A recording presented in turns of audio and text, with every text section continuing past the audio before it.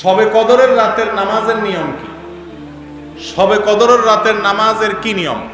কয় রাকাত পড়বেন, প্রথম রাকাতে কোন সূরা পড়বেন, কতবার পড়বেন, দ্বিতীয় রাকাতে কোন সূরা পড়বেন, কত রাকাত পড়বেন, জানা আছে তো আপনাদের?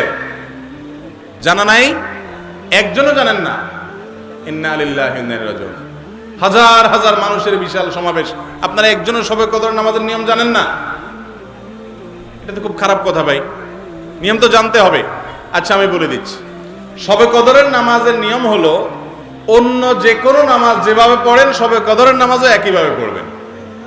এই হলো শবে কদরের নামাজের নিয়ম।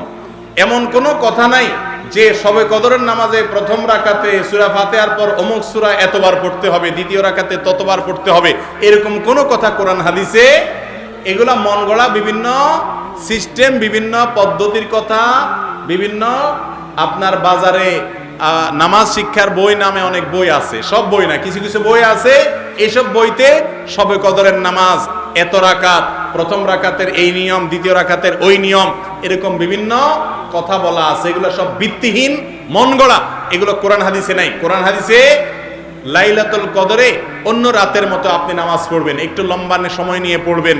যে কোনো রাতের নামাজ, তাহাজ্জুদের নামাজ লম্বা সময় নিয়ে পড়তে হয়, দীর্ঘ রাকাত, দীর্ঘ রুকু, দীর্ঘ সিজদা, আস্তে আস্তে তেলাওয়াত, আস্তে আস্তে তাসবিহ এবং সময় নিয়ে পড়বেন। দুই রাকাত করে পড়বেন, যে কোনো সূরা দিয়ে পড়তে পারেন, একবার পড়বেন না দুইবার পড়বেন সূরা ফাতিহার পরে সূরা, এটা আপনার ব্যাপার, কোনো সূরা নির্ধারিত না।